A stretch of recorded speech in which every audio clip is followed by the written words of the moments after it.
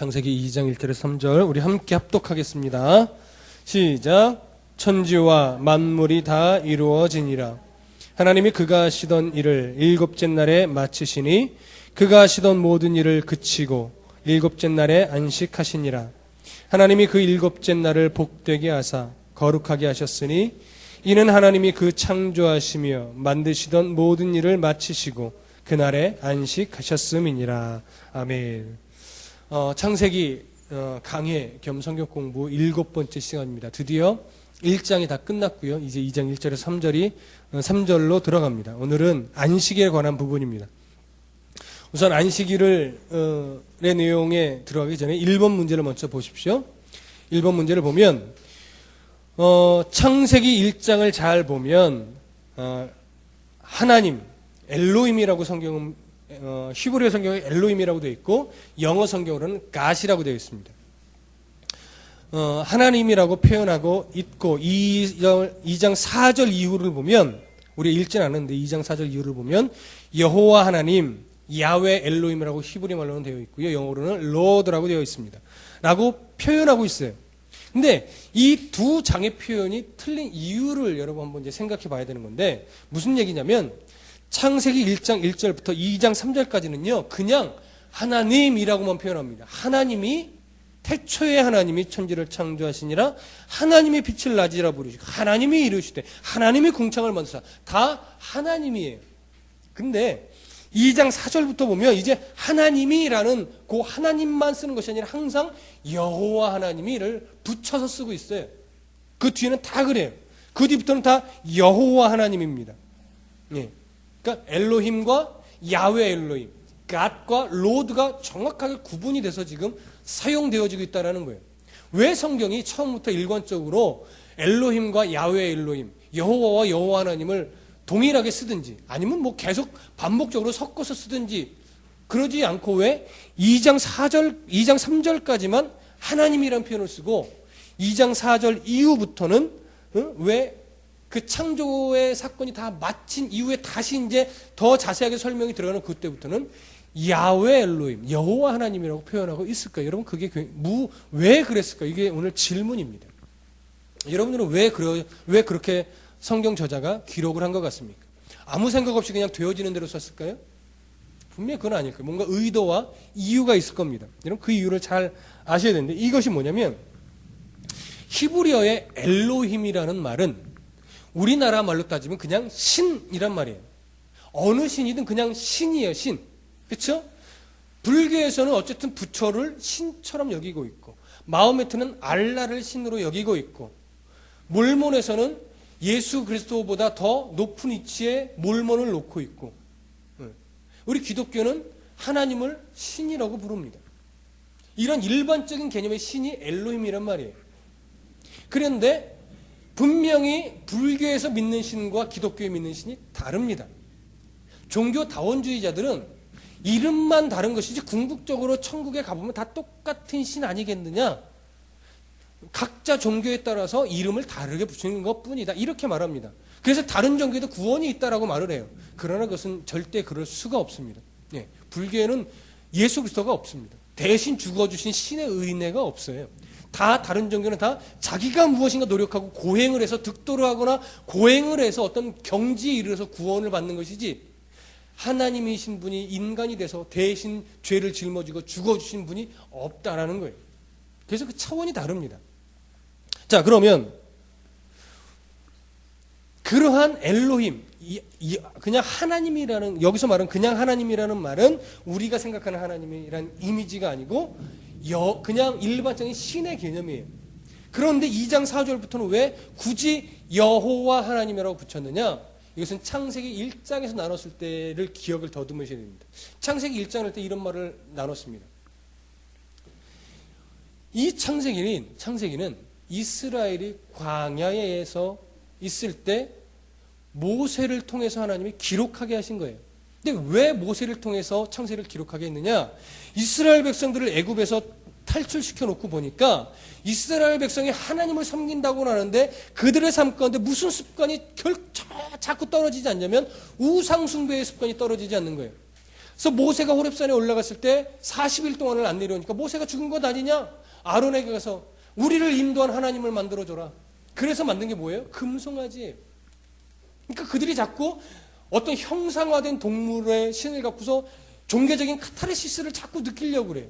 눈에 보여야 되고 뭔가 행위를 해야 되고 그러면서 내 가슴 속에 종교적인 뭔가 이런 카타르시스를 느낄 때 야 역시 신이 있나 보다 뭐 이런 식의 역시 송아지 신이야 뭐 아니면 역시 그 개구리 신이야 역시 개구리 신이 우리에게 다산을 주나 봐 뭐 이런 식의 막 자꾸 이런 사상이 하나님을 믿는 그 신앙과 자꾸 짬뽕이 되는 거예요. 자꾸 짬뽕이. 그래서 하나님이 모세를 통해서 정신 차려라. 금송아지도 개구리도 메뚜기도 황소도 돼지 새끼도 다 너희들에게 다스리고 관리하라고 준 것이지 너희들이 섬김의 대상이 아니다. 정신 차려라. 하나님이 그 만물을 창조하신 후에 여섯째 날에 뭐라고 말했느냐? 만물을 다스리고 정복하라고 하지 않았느냐? 이 바보 멍충이들아 왜 금송아지를 만들어서 섬기느냐? 다스려야 된다. 너희들은 다스려야 될 존재다. 이걸 일깨워줘야 되겠다고 하나님이 판단하신 거예요. 그래서 모세를 통해서 그걸 알게 하려고 창조기사를 구제의 창세기 1장에 집어넣은 거예요. 이 개념으로 여러분 이 연장선에서 보셔야 돼요. 그러니까 결국 뭐예요? 일반적으로 이방의 종교 안에서도요 창조의 기사에 비슷한 내용들이 있어요. 성경과 비슷하게 쓰여진 내용이 있단 말이에요. 근데 그래서 해는 해의 신이 해를 만들었고 달은 달의 신이 만들었고 바다는 바다의 신이 이런 식의 개념이 당시에 이방의 우상들 안에 있었어요. 근데 그것을 깨는 거예요. 너희들이 애굽 땅에서 노예로 있으면서 그 우상을 습관 속에서 배워왔던 것 해는 태양신이 만들었고 달은 달신이 만들었고 강은 강의 신이 만들었다. 이것이 아니다. 신이 그것을 만든 것은 맞는데 그것은 해의 신이 아니고 누구예요? 만물의 너희들의 조상의 하나님 여호와 하나님이 그것을 만든 거야. 이것을 정확하게 구분해주기 위해서 창세기 2장 3절까지는 그냥 그들의 이해하는 선에서 하나님 그냥 엘로힘이라고 표현하는 것이고 2장 4절부터는 그 신이 어떤 신인 줄 아느냐? 너희 조상 때부터 이어온 아브라함 때부터 이어온 노아 때부터 이어온 바로 그 여호와 하나님의 만물의 창조주다. 이것을 정확하게 꼬집어서 알려주기 위해서 2장 4절부터 어떻게 돼요? 야훼 엘로힘이라고 여호와 하나님이라고 바꿔서 기록한 거예요. 이걸 아셔야 돼요. 자, 열왕기상 18장에 가보면 엘리야가 갈멜산에서 이방 신을 섬기는 제사장 400명과 그 비를 놓고서 어떤 신이 비를 내리나 보자라고 대결을 벌입니다. 그때 그 대결에 앞서서 여호와 하나님과 이방의 우상신 사이에서 하나님을 믿으면서도 우상을 섬기는 습관을 버리지 못하고 우왕좌왕하는 이스라엘 백성들의 아주 악한 모습이 있었어요. 하나님을 섬긴다고 하면서도 자꾸 바알을 섬겨요. 하나님을 섬긴다고 하면서도 해의 신이여 우리에게 복 주시옵소서. 하나님을 섬긴다고 하면서 하늘의 신이여 비를 내려주시옵소서. 이딴 식을 하는 거예요. 결국 뭐예요? 주일날에는 와서 예배드리고 월요일에는 가서 점치고 주일날 하나님께 기도하고 화요일에 가서 승진이 될까요 안 될까요 점쟁에게 복비 내어주고 이딴 짓을 그리스도인이 했던 거와 똑같은 거예요. 그 사이에서 우왕좌왕하니까 엘리야가 뭐라고 말하냐면 너희들의 엘로힘이 바알이면 바알 편에 서고 너희들의 엘로힘이 야훼 하나님이면 여호와 하나님 편에 서라. 이렇게 외친 거예요. 이게 바로 히브리어로 보면 정확하게 구분이 되어 있습니다. 그래서 한글로는 그래요. 너희들의 하나님이 바알이면 바알 편에 서고 너희들의 하나님이 여호와 하나님이시면 내 편에 서라. 이렇게 그것이 바로 이 엘로힘과 야훼 엘로힘의 구분입니다. 이거를 이해하시면 이 부분을 이해할 수 있어요. 그러니까 성경에서 엘이라는 말은 그냥 신이란 말이에요. 그 엘이 알과 같습니다. 그래서 바알도 거기에 바알의 엘의 변형의 단어예요. 그래서 다 신이라고 불러주는 거예요. 신이라고. 그래서 바알도 신인 거예요. 그러나 우리가 믿는 하나님은 뭐예요? 그냥 엘로힘이 아니고 야훼 엘로힘이에요. 그냥 하나님이 아니에요. 여호와 하나님이에요. 우리나라 말로 왜 하나님이 됐습니까? 옛날에는 이렇게 얘기했어요. 하나밖에 없는 신이라 하나님이다. 아니 틀렸습니다.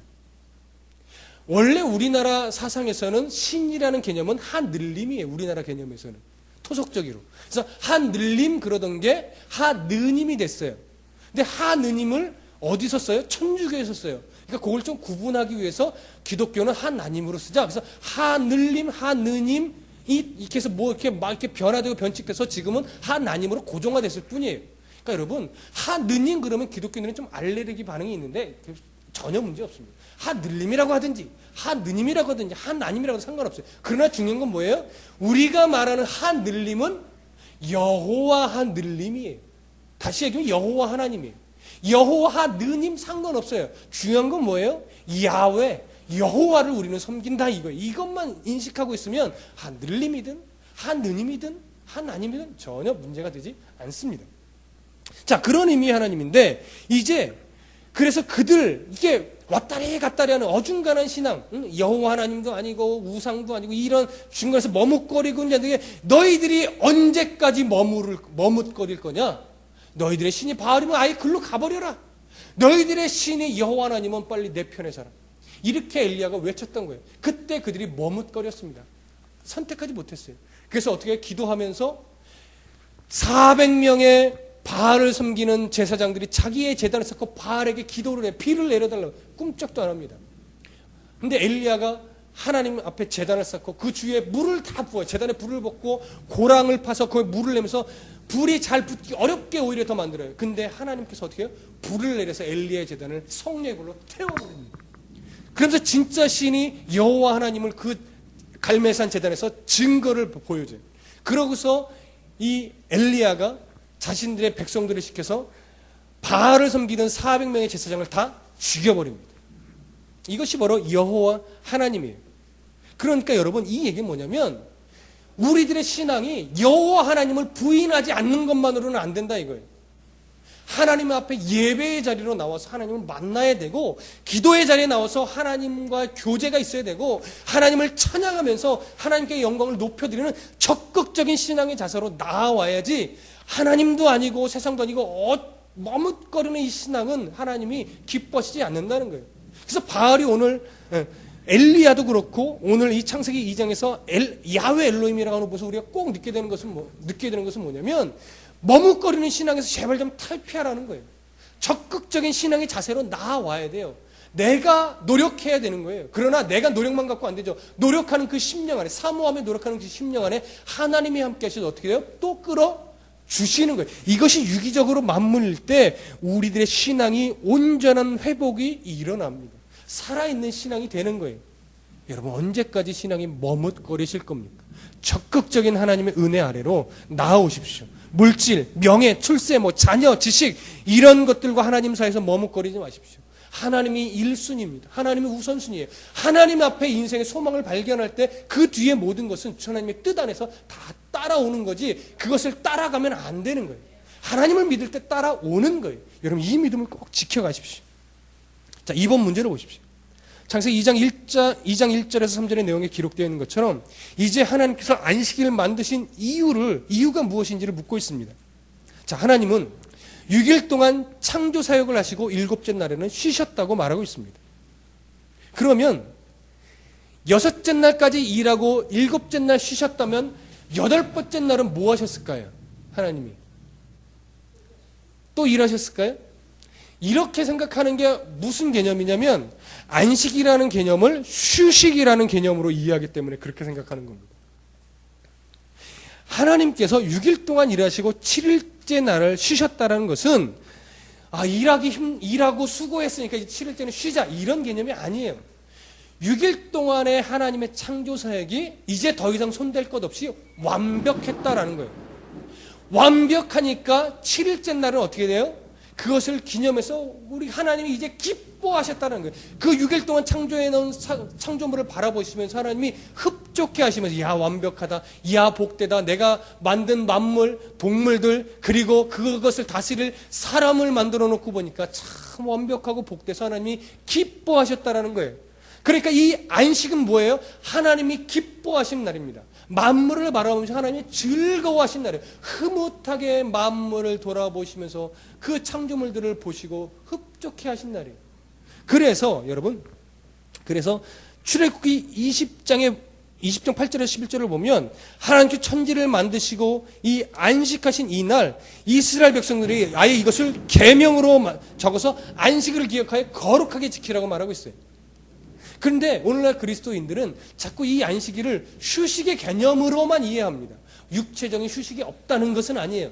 그러나 안식일은 육체적인 휴식을 말하는 것이 아니고 하나님의 창조가 완벽했기 때문에 7일날 그것을 바라보며 기뻐하신 것처럼 인간들도 7일째 날에는 어떻게 해요? 하나님의 그 기뻐하심에 동참하라는 거예요. 동참하라는 거예요. 하나님의 창조사가 얼마나 완벽했으며 하나님이 인간을 어떤 존재로 만드셨으며 하나님 그 인간을 더 복된 존재로 만들어 하나님의 나라에서 예수님의 보좌에 앉으신 것처럼 가장 복된 하늘에 속한 모든 신령한 복을 주시기 위해서 인간의 역사를 끌어오셨던 그 하나님을 배우고 깨달아 알면서 하나님의 깊으신 뜻 가운데 우리가 깊이 들어가서 기뻐하고 즐거워하고 행복하라는 날이에요.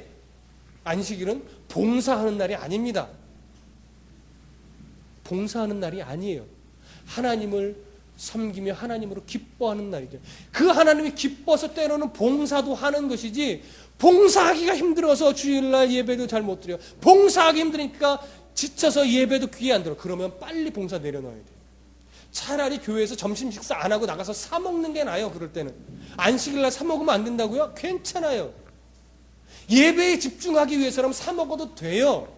예배에 집중하기 위해서라면 차라리 집에 가서 밥 먹고 와도 상관없어요. 그런데 교회가 꼭 점심은 교회에서 대접해야 되는 것인 줄 알고 이 봉사자들만 죽어나요. 그리고 봉사자들이 힘들다고 불평해요. 그것 때문에 짜증을 내요. 그러다 보니까 예배에는 이제 지쳐서 예배에 집중을 못해요. 그러려면 안 하는 게 낫다. 하지 말라는 것이 아니고 그럴 것 같으면 안 하는 게 낫다 이거예요. 마르다와 마리아의 이야기가 뭡니까? 예수님을 섬기는데 마르다가 그 음식 대접을 준비하니까 마리아는 거기 안 가고 예수님 발치는 말씀만 들으려고 해요.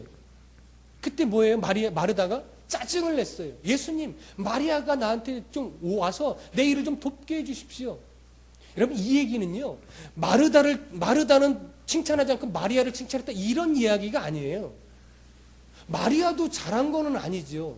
그러나 여기서 말하는 주요 초점은 뭐냐면 네가 나를 온전히 섬기려는 마음이었다라면 거기서 불평하면 안 된다는 거예요.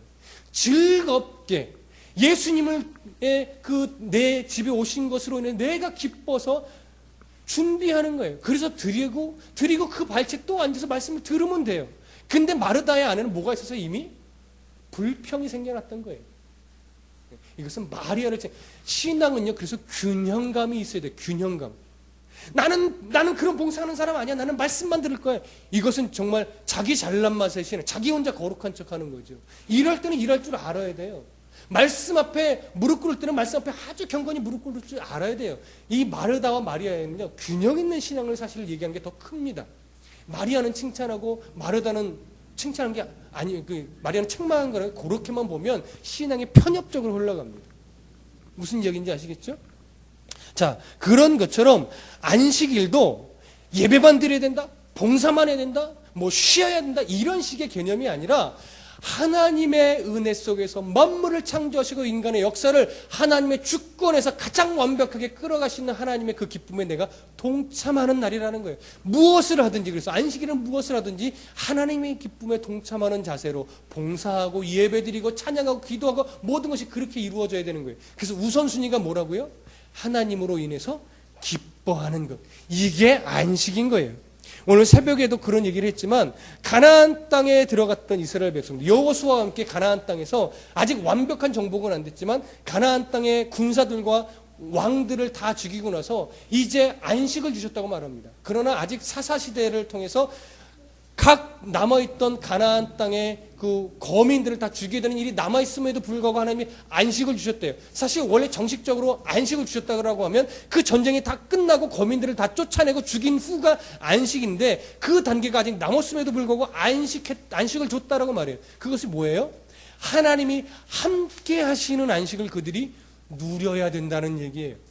가나안 땅에 남은 거민들을 정복할 때도 너희들 힘으로 하는 것이 아니라 하나님이 함께 하심으로 하나님과 함께 전쟁을 한다면 그 전쟁이 힘들어도 너희들은 평안한 가운데 감사한 가운데 전쟁을 치러서 승리할 수 있을 거라는 거예요. 그러니까 그 승리를 하나님께 드리는 것, 이것이 정말 기쁨의 안식이라는 거예요. 하나님을 높이고 하나님을 찬양하고 하나님께 승리를 드리는 것, 이것이 바로 안식입니다. 그래서 하나님께서 인간들에게 안식을 기억하여 거룩하게 지키라고 명령하면서 창조의 목적을 이루어 가실 하나님의 의지를 나타내는 겁니다. 바로 안식일을 기억할 때 그 안식일을 통해서 우리가 늘 무엇을 깨달아요? 나를 통해서 하나님께서 나를 하나님 원하시는 수준까지 나를 끌어올려서 만드신 그 하나님을 보게 되니까 감사할 수밖에 없는 거예요. 이것은 작은 부위에 나지만 더 큰 시각으로 보면 하나님이 우리 교회를 하나님의 뜻대로 끌어가실 그 하나님을 찬양할 수밖에 없게 돼요. 하나님이 이 나라와 이 민족을, 이 세계를, 하나님 모든 백성을 하나님의 원하시는 수준까지 하나님의 뜻대로 끌어가실 그 하나님을 보게 되니까 어떻게 돼요? 안식하게 되는 거예요. 하나님을 높이게 되는 거예요. 찬양하게 되는 거죠. 그래서 그 하나님의 기쁨에 우리도 동참하면서 내 생활과 형편이 비록 어려울지라도 하나님의 바다를 가르치지 않으면 하나님 나를 그 바다 위로 걷게 하실 거라는 그 믿음, 그 믿음이 내게 있으니까 하나님으로 인하여 날마다 새로워질 수 있는 그 믿음이 있으니까 하나님을 찬양하게 돼요. 이것이 바로 안식인 겁니다. 하나님과 동행하는 삶을 살아가는 이것이 안식이에요.